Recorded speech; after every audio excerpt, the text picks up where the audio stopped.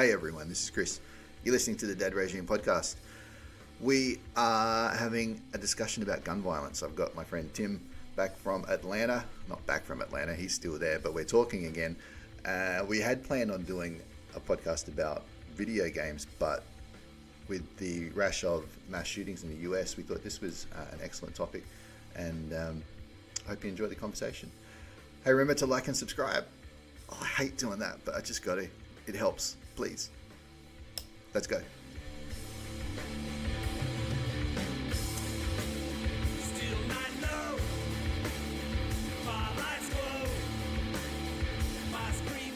So Tim, you and I both play video games. In fact, we met. Yes. We met through a video game, so we've benefited from that. And I think if you're like me, you've had different stages of your life where you've probably played a lot of video games. Am I right? Completely, yes. It was I remember it was a mind-altering revelation when was it Super Mario 64 came out? Blew your mind. You actually walk in three dimensions. I've been a video game guy for since forever. So as long as I can remember, the old Atari all the way up. So same. I remember. Right. My dad did a lot of work for an electrical company, and we got an Atari really, really early, and Pong, even playing Pong was just the most mind blowing thing. But I've got a question. I've got a question for you. Now, I'm prepared to answer this question honestly, so I hope you are too. All right. As a video game player, I need to know this. How many people have you violently murdered? Oh God. Like people, No, I mean like other players real online, life, or like real people. How many people has your video game playing caused you to violently murder? let me see. One, two, none. None. Of course. I'm a little reluctant to answer now. Doing a tally, but I was like, oh, wait, no, none. Okay, yeah. So I'm just doing my own little data research, and interesting that's the case. It's funny how that works out, isn't it? Yeah. It's almost like you get something out of your system, through your mind and through a system. It actually, is almost more of a cleansing agent than it is actually inspiration to do any of those things. Yeah. It's like you don't, if you play Assassin's Creed, you don't go climbing up a building. No. It's suddenly you don't start, No. If only there was some research to support that. Oh, wait, there is. There's lots. I know, right? If only there was. That's interesting, especially when the statistics, there are only video games in the United States, right? Yes.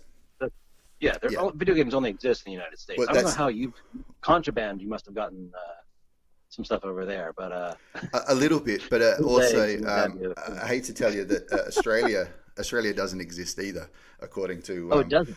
to a section of the internet. So so anything I've been playing has been purely a figment of your imagination.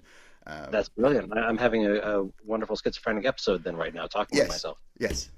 So I'm glad we could sort that out. But we do want to have a talk about gun violence, because that's been pretty topical in your part of the world lately. Yeah, definitely. It's there's another every day, it seems like, and it happens at such regularity now that most of the time it doesn't even make the news. Only the really extreme, really terrible ones make the news. You sent me a spreadsheet, mass shootings in 2019, and I'm not sure what the definition of a mass shooting is. I assume it's multiple. Mass injuries. Shooting is multiple victims. I think it has to be I don't know the specific. I should actually probably have looked that up, but it has to be, I think, the intent to, like, multiple gunshots fired, the intent to just haplessly and murder as many people as possible. Or hurt as many people as possible. I mean, so we hear about big ones. We hear about school shootings. We hear about ones that there are multiple people killed. But I'm looking at the spreadsheet you've sent me. There's been 9 mass shootings in September. Like, it's only It's the 6th of September now, or is it the 5th still Yeah. over there? It's in 5 days. There's been 9 mass shootings. Yep. That blew me away. Like yeah, wasn't expecting that to be so prevalent. That's And the then as you crazy thing. scroll It's like through, like August, like I'm going it through doesn't to even make the news most of the time, no, unless there is a tragic and terrible loss of life and terrible and tragic injury, then it doesn't make the news. mm, It's happening with such regularity now, mm, that it's become just another facet of life over here for some reason, and people are just becoming numb to it mm. because it happens so regularly. So I'm looking at And that's why the politicians are able to just brush it off with, a hope and a prayer or a thought yeah. and a prayer or whatever it is. So I'm And then looking at just, bide their since time until they don't have to actually talk about it no, anymore. but since August 4, which was the Ohio Dayton shooting, Right? there's been like 35 mass shootings. Let's say in a Yep. month. It's one a day. Yeah. Yeah, it's staggering. And again, like, luckily, amazingly and luckily, many of them were either failures or relative failures Yeah, due to the you know, less substantial, I'm not going to say insignificant, but less substantial damage and loss of life that yeah. they were able to, these jackasses So many of these were able to are pull off. gun-related injuries that haven't resulted in death. But even still, I mean, there was one on September Yeah. 1st. 7 people injured in the I incident. think None there of were them like died. 3 on September 4th or something, just in the Yeah, last yeah, just in yeah, the last couple of days. Yeah. yeah. So, It yeah.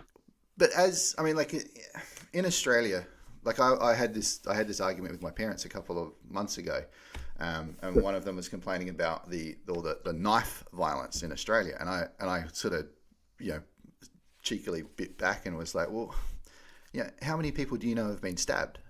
And of course, well, we don't know. And it's like, well, it's very circumstantial, isn't it? Like, where are you where these people are getting stabbed? It just doesn't happen. But Right. any kind of violent crime in Australia gets reported on, in a very catastrophic way. In Australia, we don't see a lot of gun violence at all. Living where you are, how aware are you of gun violence outside of media reporting? Honestly, if I don't purposefully seek it out, the only gun violence that I hear about are these terrible international events that you've probably heard about. Yeah. Like, you actually have to go in and do research by yourself and go to these sites that are pooling this data in order to actually know what the hell's going on. Yeah. Because that's like, it's indicative of our media system over here, which is, it's already problematic. That's a whole other topic for a whole other day. But because our media is based on eyes on the screen, the number of eyes that are on the screen, because their whole purpose is to it's all about ratings, right? So it's all about ratings. Guaranteed ratings means they can charge a certain amount for their commercial airtime, and they can make more money, more eyes that are on them. More clicks, more viewers. Yeah. Exactly. More clicks, more viewers. It's like the clickbait videos on YouTube, that kind of stuff. It's sensationalism is what, they've been talking about it for years and years. Sensationalism of the sensationalism. Pardon me, I didn't want to lose a syllable. Of the American media is extremely problematic, to put it very, very mildly. But it's also it's indicative of the system that they've set up. And basically, if it's not one of these terrible and egregious instances where massive loss of life and massive injury has taken place over multitudes of people have suffered due to some madman's whim or whatever, we don't hear about it. We don't know it even happened. There was another one like on Friday that was another terrible one in Texas. I had just heard about it today. Yeah. Earlier today, because I don't, I watch the news every morning, before I get the kids up. I mostly to check the weather and see what I need to dress them in for the day, and see if there's anything I should know about, locally or internationally or whatever. after I get the kids down, I'll watch, my nighttime news clips, be they satirical or actual news. I'll try to get a little info burst at night before Yep. I pass out from exhaustion. But even so, like there was another mass shooting like on I think Friday in Texas, and it was another terrible, terrible instance. And I don't know any of the specifics about it because I heard about it this afternoon.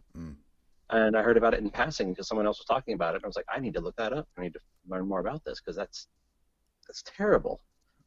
And in these instances, like, the best thing you can do, it's not about being a ghoul or anything like that. It's about paying respect to these victims, these people who suffered mindlessly and needlessly at the hands of some buffoon who felt they needed to be heard. And I love that finally, like the one good thing the media has been doing is they're finally stopped sharing names and information and manifestos for the most part From the shooters. from shooters. Yeah. Because they realize that, oh wait, these guys are just going for this glorification. They want to be remembered. They want to be, immortalized for that person who did this god awful thing. And it's like it's everybody wants the notoriety of being Ted Bundy, but without in one day or something. It's like they want to be remembered. Instant fame at any cost. Exactly. It's and I don't know. Maybe that's a symptom of social media and the need for approval and likes or whatever. But it's like I don't even know. That's a whole other topic for another day. Jesus. So what we do hear a lot about in Australia is the gun debate in the States. Right. Yeah. And that's something I've been having with friends of mine here too, because I have very strong opinions for myself. Yeah. But also I have been, I will say, in a kind of a self-imposed echo chamber because of the friends that I have and the friends that I've made in my time in New York, the dark, deep blue New York City, liberal, center of the United States. Yep. Or so they like to think, I guess. But because of the friends that I had, it was kind of an echo chamber of like people who you all agree on certain things, and therefore you socialize. Yeah. And being part of the, we talked last time. When I moved to Georgia, there were lots of things I had to kind of open up my mind to, or at least be accepting of, if not, approving of. And I've met some people here who they're solid, stand-up, great guys and great people. And they have very, very different views and thoughts on things. And one of those, like I've been talking with a guy recently, and he's a very much a pro-gun guy. But he's also like, it would be a cold day in hell before he goes and hurts anybody, at all, willfully or otherwise, unless somebody tries to harm him and his. And it's like, and having conversations with him, like there was no anger, there was no animosity or spite, and I was able to kind of see his point on things. I didn't agree with it necessarily, but I could see his point, and it just made it that much more difficult for me to even think there could ever be an answer to this on the scale. It's a hot button issue. There's so many passionate, and rightfully so, feelings on both sides of the aisle. I think it's bizarre. Like for instance, okay, everybody hears about the tragedy, the loss of life, and it's terrible. I'm by no means ever trying to reduce that. And no, I personally I don't believe that people need to have assault weapons or any kinds of semi-automatic whatever stuff. And I brought this up to my friend here, and his point was his perspective is very unique. He is of a mixed race couple. He is both involved in the African American community here and the Caucasian community, the white community. and he has 6 kids who are all mixed race as well, and he's going to have the conversation about, police and his kids, and especially his boys, and all of that entails with the United States. It's like there is still terrible prejudices, and the people in power, even not in like government positions, like not high ups, like local cops, people like that, there's systematic racism in so many low levels, and so it's such like a what's the word I'm looking for? It's insinuating, not insinuating. What I'm saying, my vocabulary is failing. I apologize. That's all right. It's so embedded. That racism is insinuated. I guess it's deeply like woven itself into the fabric of so many of our institutions here, specifically like police. Institutionalized. And his point of it is, why should I not be able to own something that the government can hold and use against me? And I hadn't had that perspective put up like towards me before, where he's of the mindset that if someone's going to come and try to take my kids or hurt my family or do something like this, then I'm going to try to defend myself at any and all costs. And why should this government have the ability to possess weapons and things that I'm not allowed to when I'm a citizen of the same country that they are supposedly policing? And now, personally, I want to say this flat out up front, I don't agree with that. I don't agree with his point of view, but I see his point of view. It's also hard not to disagree with his point of view, isn't it? Yeah, it's hard not to disagree. It's like, and it does seem as though the African American community does seem to be on the short end of the stick when it comes to gun violence too. It does, but he also mentioned that from his perspective as well, is that because I asked him, like, why is this so much more of an issue here than anywhere else? Why that I know in Australia you guys had one terrible tragic incident, and then the government kind of rallied together and outlawed specific weapons, right? Essentially. I mean, we had I can't remember what we for a specific purpose, then you don't need to have it. Yeah, right? And people actually volunteered to hand in their guns. Like that was, like there was hundreds of thousands of weapons handed back in voluntarily, and it is extremely difficult to get a gun here in Australia. I mean, to make light of the situation, we've got ducks in our swimming pool, and I've never wanted to own a gun. Like, I have no need to own a gun, don't want to own a gun, but I tell you what, these ducks and the mess they're making in my pool made me think that perhaps I've found the one reason to own a gun. And get a Red Rifle BB. That's right. But even to get a BB gun, is not an easy thing to do. Seriously. Yeah. It's remarkable. There are a dozen of them on the stack on the rack at the Walmart, like half a mile from my house. It's like, and I'm not talking like BB rifles. I'm talking guns. It's crazy. Yeah. It's okay. Having come from a place, again, lived in New York for 11 years, as mentioned the last time we chatted, but like in New York City, the laws forever and for a long time, I'm not sure if they're still this way now. I think they may have some kind of concealed permitting carry stuff. I don't know. But nobody had guns but the cops. Yeah. And if you had a gun and you weren't a cop, it was an illegal gun. The only, you could own a gun, but it had to be kept in like a safe at a gun range, or had to be you had to have all these extra certifications that you had to go back every month and recertify and reprove, your accuracy and your ability and your right to do so and stuff. There were all these crazy restrictive gun laws in New York City, and yet even so, there were still tons of gun crimes happening in New York every day.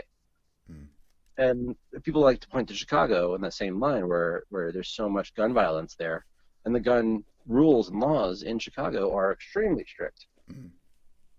However, both Chicago and New York, they both border multiple other states who do not have as strict gun laws and gun rules, and therefore there's a much greater flow into the city than they would like, but they always try to control it. But I lived for 11 years in a city that you didn't have a gun unless you were a cop, and I've had a gun pulled on me when I was walking down the street, half buzzed one night, and we took off bolting, running, dodging, bob and weaving, the whole 1-9s, ducking into a subway, and we heard shots fired behind us, but I don't know if he was firing at us or just up in the air or what, but it's terrifying. It's terrifying to be on the other end of that. To know that that one little piece of metal, heavy as it is, like, can freaking end you.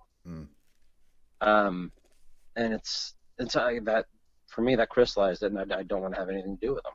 I have a 1.5-foot tall muddling stick that I keep in my house. I'm not going to tell anybody where, just in case, but I keep it handy in case of any kind of intruder or something. It weighs about 5 pounds, and I can swing it like a baseball bat and do some pretty severe damage if I need to. But that's about as far as I'm willing to go. Like, and maybe that's dangerous for me, of having a family that I'm responsible for, what have you, and there's all that. But that's a step too far for me. Like, I can't do it. I can't own one.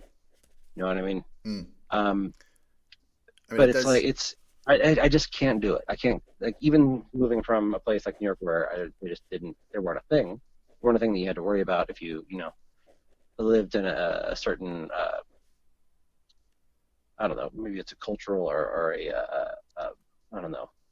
Well, that's what I was going to say. Neighborhood thing or what have you, but I wasn't around it, as much. And sorry, what were you saying? I was going to say, like, it does, in some ways, it's easy for, like, as someone who hasn't grown up in a culture of gun violence, to see it, and of course be horrified by it, and be almost as horrified by the fact that some people don't seem like they want to do anything about it. However, if you were growing up in a culture of gun violence and protecting yourself, the surest way to protect yourself is to have a gun and to be able to fire back. You may have a completely different perspective on it. And that's the thing. Like, I've heard about gun violence. Like, I think I was in high school when like Columbine happened. Like, I was right there. Like, I was in the same age range. I think I was a little bit younger than the students that were taken away at the time. But it's been pervasive throughout my life. Like I had an ex who moved to Colorado and moved to Aurora, Colorado, about 6 months before the big shooting, the Batman Theater. Yeah, right. Terrible shooting there, and I was like, "Holy crap! Is she dead? What's going on?" There are moments where it's a pervasive thing, and it's been massively impactful in my life. But obviously not directly, but luckily. But it's one of those things where I don't know. It almost leaves you with a near nihilist perspective on it, where you see the people in power not even wanting to talk about it. They don't even want to have the conversation. Like, I'm going out to my friends now and I'm talking to them, and I just want to have the conversation. I just want to know their perspective on it so I can try to understand it better. Because I know my thoughts, and my thoughts, I feel, are well reasoned and come from my own personal perspective and experience. And I'm not saying, and I'm sure theirs do too. I'm not saying theirs are worth or valued any less than mine are. And because, again, their experiences and have colored their perspective. And one of the interesting things that I think I mentioned this to you briefly in like a text or something, but one of the defenses also that my same friend mentioned was that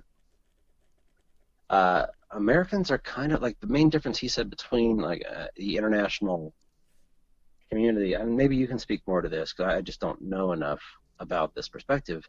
In his opinion, he thinks that in many other developed nations, or whatever you want to call it, there's a much greater sense of trust in their government institutions.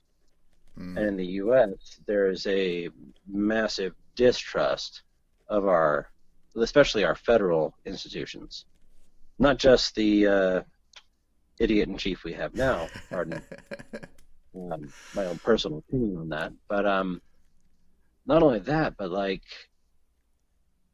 the fact that every single like presidential cycle, it feels like we're swinging the pendulum further and further and further away. And I feel like this has been happening since like the 80s. It's like since Reaganomics and trickle down, and the fat cats are getting fatter, and the middle class is shrinking, and all of this stuff. But on top of that, like politically speaking, it's like the political pendulum. In my lifetime, I've just seen it swing further and further and further to either extreme. Like you cannot get more polar opposite from Barack Obama than Donald Trump. Yeah. But then again, Barack Obama was reactionary to George W. Yeah. The redneck idiot cokehead with a cause. He's a fucking war criminal, pardon my French. But looks like a genius and a saint compared to who you've got right now. But he paints a pretty picture that looks like a 13-year-old drew it in his art class. Yeah. And, everybody goes, oh, ain't that cute? And now he's just like, oh, I'm a grandpa. And everyone's like, oh, okay, it's fine. It's like they just blow off the fact that, thousands of people died because of dumbass choices that he made. But even then, he was a reaction to Clinton. Yeah. And Clinton was a reaction to George Bush Sr. Everything's been a reaction to the last thing. And it's just the pendulum has been swinging and then deeper and deeper and wider and wider and wider. I'm honestly terrified of where it's going to go next. Maybe it'll be freaking, super liberal, I don't know, socialist. None of these are necessarily bad words in my mind personally, but that'll just cause even more extreme of a divide. And that's the thing. It seems to be causing swing them further back the other way the next divide. Time. It's like there's always going to be somebody unhappy. There's always this. Sorry, I'm getting off track. But the main point was that he was going back to his like distrust of government, distrust of all of that. That's been intrinsic in our society as like a culture. And I was even when I had this conversation, I think again I mentioned this to you in a text about how like our textbooks. Like the things that I remember from American history class are the Boston Tea Party, the Revolutionary War, these moments where we stood up against tyranny and taxation without representation, and all these ideals that like I didn't really know what they meant at the time, but they totally can be laying the groundwork of this distrust that we have for this federal system. And I don't know how that matches up against other international cultures. Yeah, well, I mean, it's trust they have in their establishment. I mean, because it does seem as if gun homicide is a U.S. problem. We're looking at some of the statistics you sent me. I mean, we're looking at 4.1 deaths per 100,000 in the U.S. Compared to Canada is 0.3. And then it goes down, from there. So, like it's staggeringly different. 2% of Americans have either been a victim of or been witness to directly gun violence. But that trust it's over half the population. It's like over 200 million people or something like that. It's like insane. Insane. It means over 100 million people have been subjected to or witness of gun violence in the United States.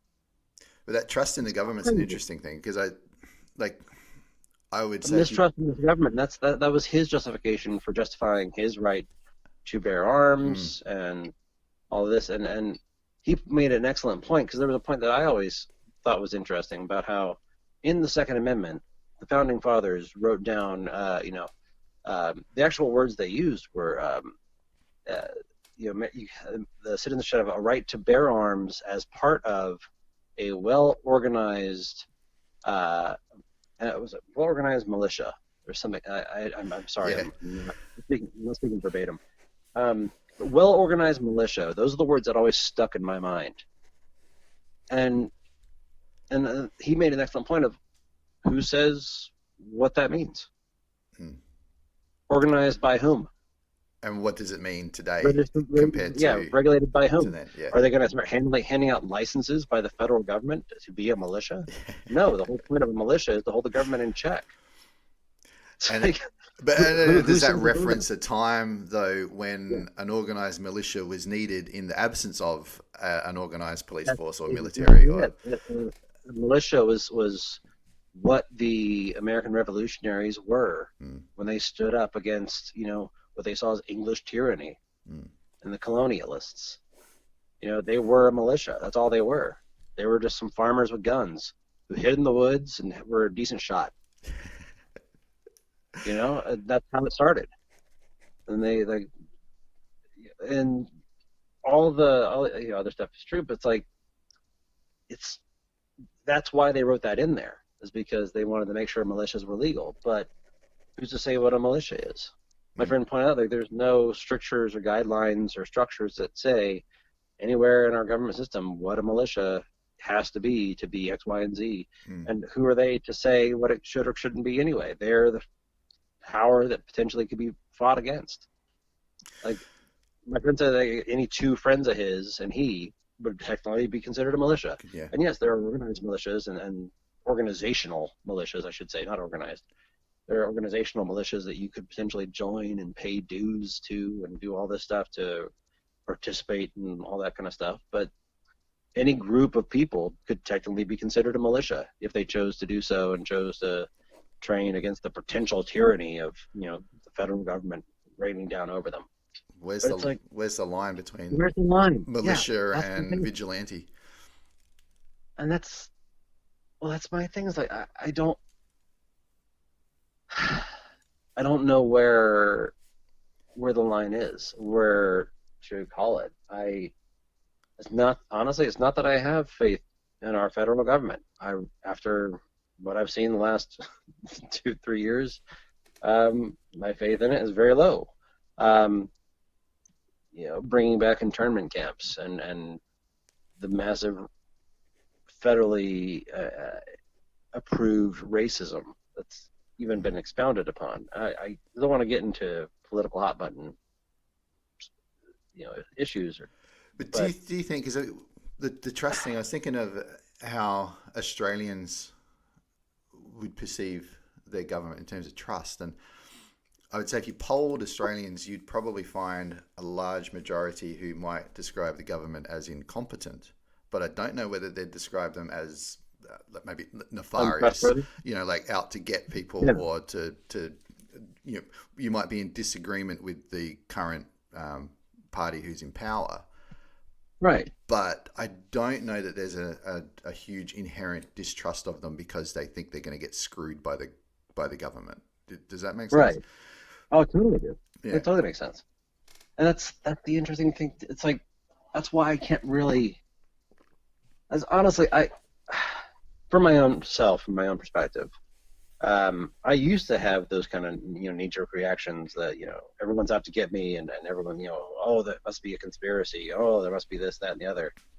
And then I got off my damn high horse, and I realized that nobody really gives a shit about me, unless there are people in my immediate circle and vicinity of friends and family and people that I've chosen to include in my life.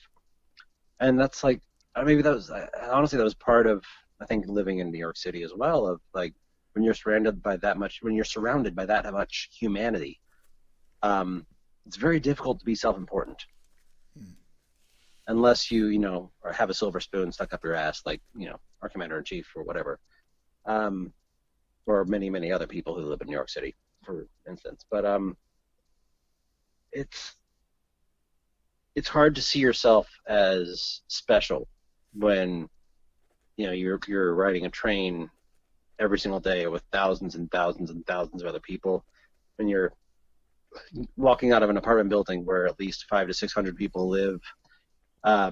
It's hard to have hoity-toityness or a chip on your shoulder about your personal opinions and how they're out. Oh, they must be out to get me. Mm. Like and somebody much wiser than me said this quote, and I always butcher it, and I don't know who said it. it sounds like something Mark Twain would have said. I don't know, but it's not that everyone's out to get you. It's that everyone else is out for themselves. And somebody told me that a while ago, a long time ago, and when it did, it resonated so truly and clearly in my life. And I stopped I don't think that our government is nefarious. I think that there are people who are part of the government who are trying to profit off of their position and their situation, and doing terrible, terrible things to do so. Do I think they directly want to hurt me or harm my personal life? No, I don't think they know who the hell I am. I'm not that special. There's no reason why people should have any idea who, my name. And if they did know my name, I'd be a little bit worried. But it wouldn't be, it'd be weird. It'd be like, why? Why did my name come up? More than anything, be curious more than anything else.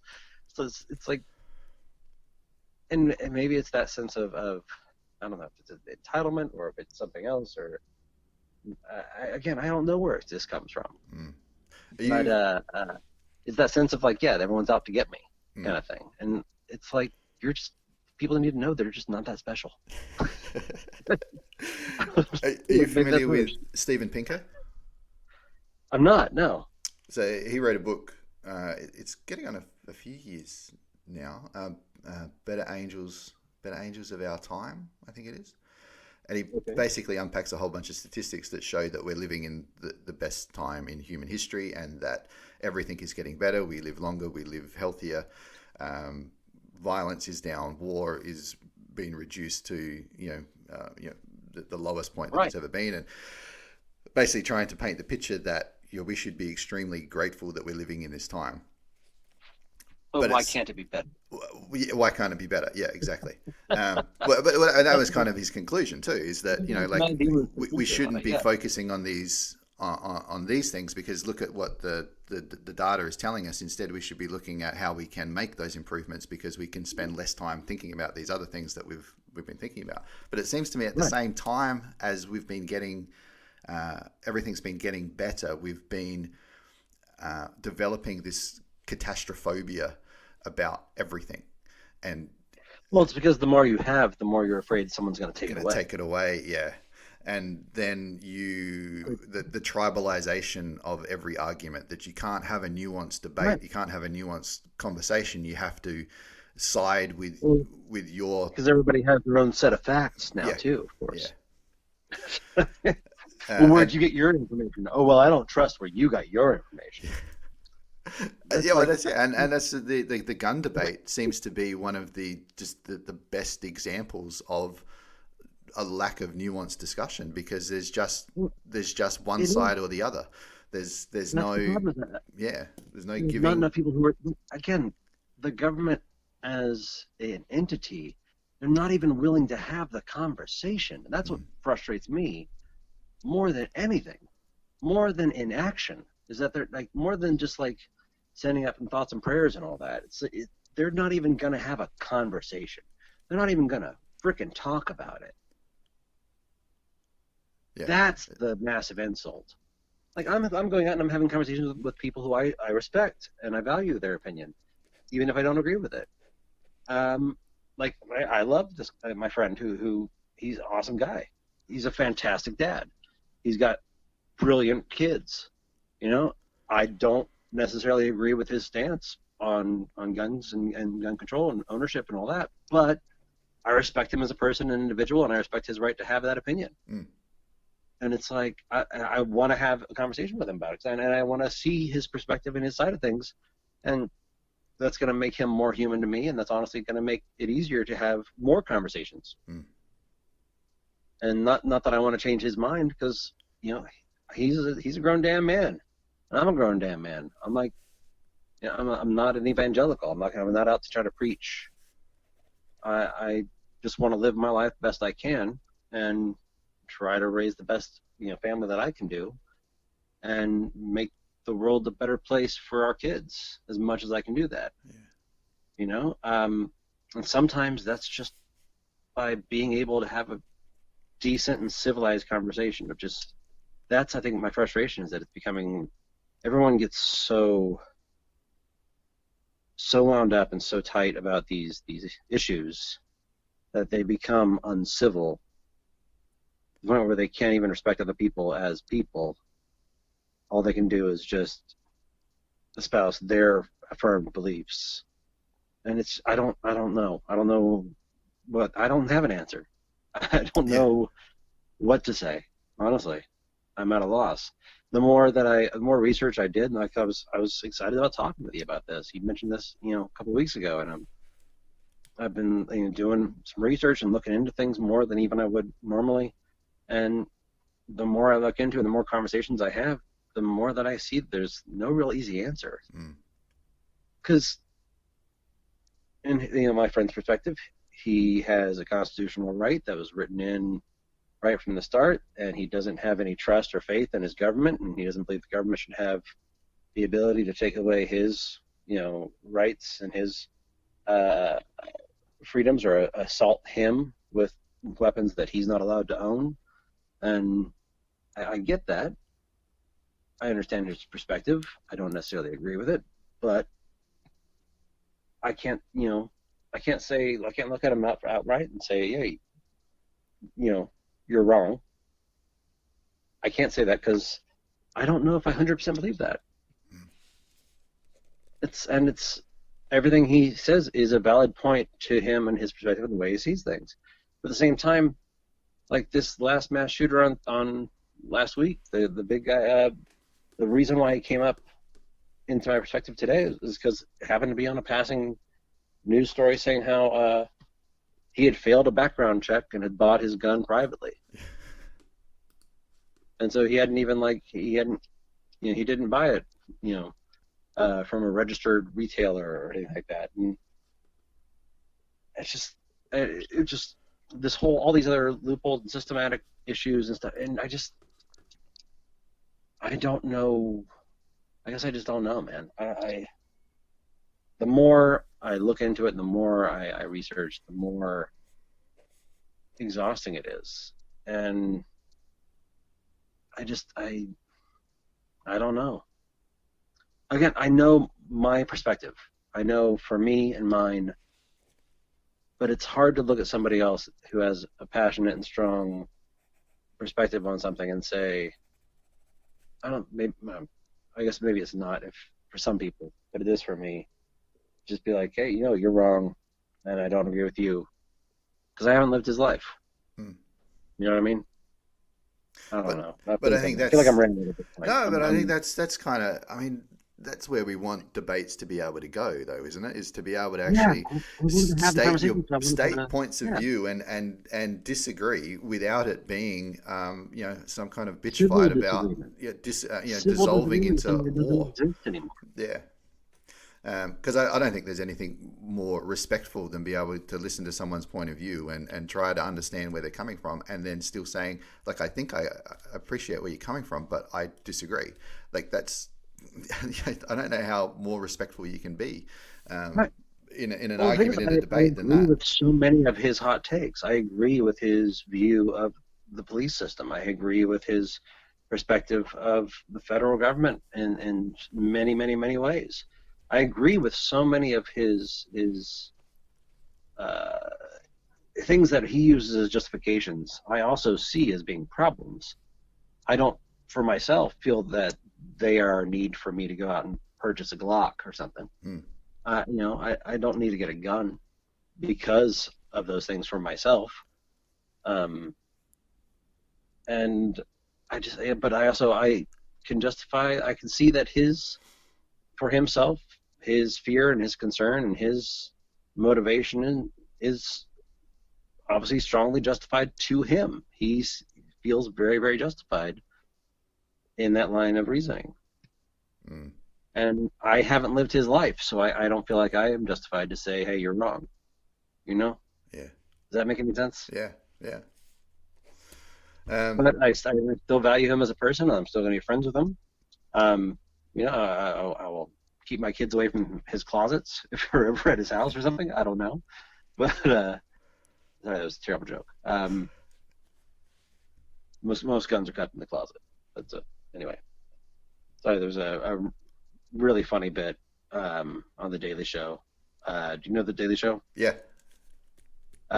Really funny bit last. I think it was just yesterday about how they had a satirical bit on how to change gun culture, make gun culture gay. That's how to make it homosexual. Rainbow handguns. It's this long, most often black, firm object. And where do they keep them? In the closet. In the closet. Mm-hmm. It was a very funny bit. I apologize for bastardizing it here, but it was very, very funny. So one of the things that I take interest in is the US education system. Being a teacher here, and so often, so often things. That's one of the biggest parts of the problem. Yeah, well, there's a lot of I say a lot.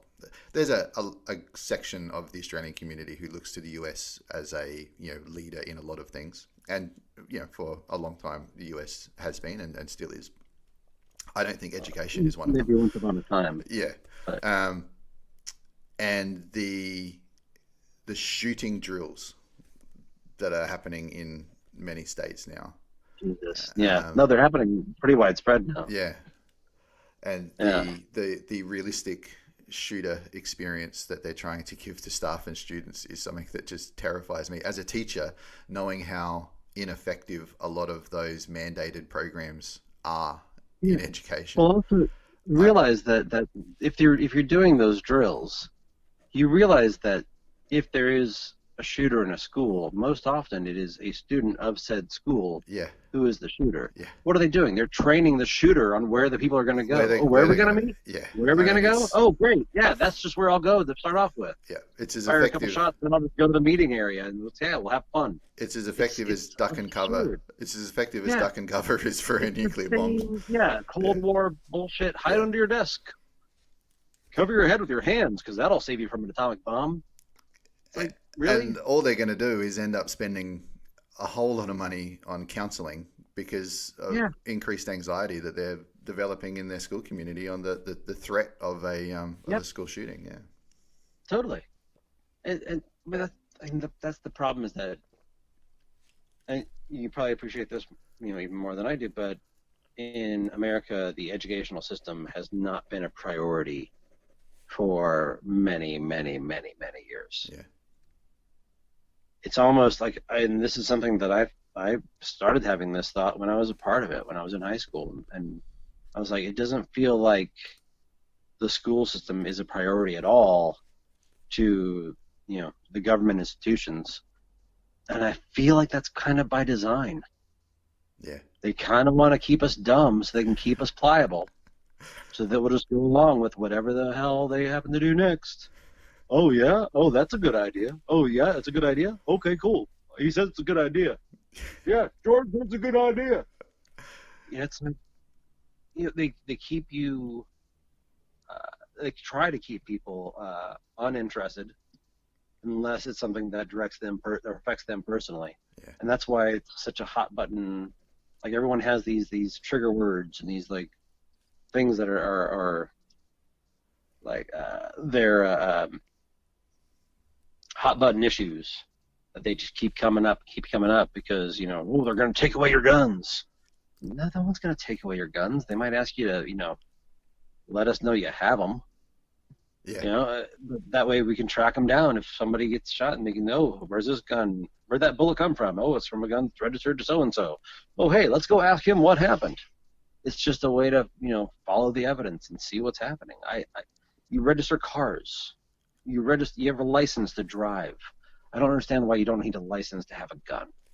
Yeah, I like the. These are things I personally don't understand. And I talked to my friend about it. He doesn't feel that he needs to be licensed. He doesn't want to register his property. But in his mind, he's like, I don't need anybody to know what my property is, what my bank account says, what my this and that. And I'm like, I mean, that's your perspective and that's your POV, but I don't agree with that because it's basically just making things more difficult about keeping everybody safe and following down the lines in a society that is ideal, and that, you know, the people we have to police and our laws and keep us safe are actually doing their job. But then again, I'm a white male in America, so what the fuck do I know? And unfortunately, you know what I mean? It is true. It's sad, but it's true. Yeah. It's sad, but it's true. Yeah. I'm the entitled, privileged, you know, elite. Yeah. I guess. I've never felt that way myself, but I had it a lot easier and a lot better than a lot of other people did. Yeah. And do. Yeah. And you know, God, tell me that 10 years ago, I would have had an argument with you, but my lowest low was nowhere near the low lows that some people have had to face. No. And it's sad and it's terrifying, and it's just weird that so many people can have such drastically different experiences in the same geographical area. I don't know. That's why I'm saying there's no easy answer. There's no quick fix. But that's why I keep coming back to, like, the fact that people aren't even willing to have the conversation. Yeah. They're not even willing to see potentially, to even have, you know, to have a respectful conversation where say, you know, okay, yeah, I see your perspective. I disagree with it, but I see your perspective. They're not even willing to go that far. No one's even willing to have a conversation. And that, for me, is the most frustrating part of living in this culture of, you know, affluent gun ownership. And or prevalent, I should say, prevalent gun ownership, not affluent. Most rich people don't have guns. They buy people who have guns and walk around their property. I don't know. But it's I keep using the word nuance. I can't think of a better word for it. It is a nuanced debate, and recognizing that, I think, has got to be. But until the debate can even begin, nothing's going to happen. No. Like, no one, you got to at least be willing to have the conversation, and that's the devastating thing for me, I guess. I guess, as you know, putting my 2 cents in, my perspective on living in a culture of gun ownership, of mass shootings, of these terrible tragedies happening on a daily basis, people aren't even willing to have the conversation on the higher levels, and that's the greatest frustration. Well, unfortunately, I think we're going to have to wrap up our conversation. No, yeah, we didn't even get to we're about to hit the hour. Have you got other stuff you want to? You got other stuff you want to hit? Well, we were going to go on about the nature of video games and the debacle. Yeah, we might have to schedule another one. We'll hit the mobile games and I'm going to put up links to the sites you sent me, and I'll put them up. Yeah, please do. On the podcast page, especially the ones that have sources and direct info. Like, I didn't have time to follow all the links myself, but at least that one, they all seemed to be credibly sourced from what I saw. Yeah, no, I think people are going to be really interested to. The main thing to see that. Anything that gives you the ability to hunt it down even further and follow the research trail for anybody who's interested in those things. It's like, it's a deep dive, and it gets dark quick, but at least, you know, in the days that we're in now, where there are alternative facts, and I like to have as many sources as possible for anything that I pass on to anybody else. Yeah. You know, so it's not fun, but at least there should be some decent sources that back up all the information that I passed on to you. Yeah. No, it's tremendous. Awesome stuff. Yeah. Dude. All right, my friend, it's lovely to talk to you again. Yeah, you as well, brother. Enjoy your morning. I certainly will. Hey, I'll be in touch. We'll talk again soon. Yes, brother. Catch you, mate. Talk to you soon. Bye.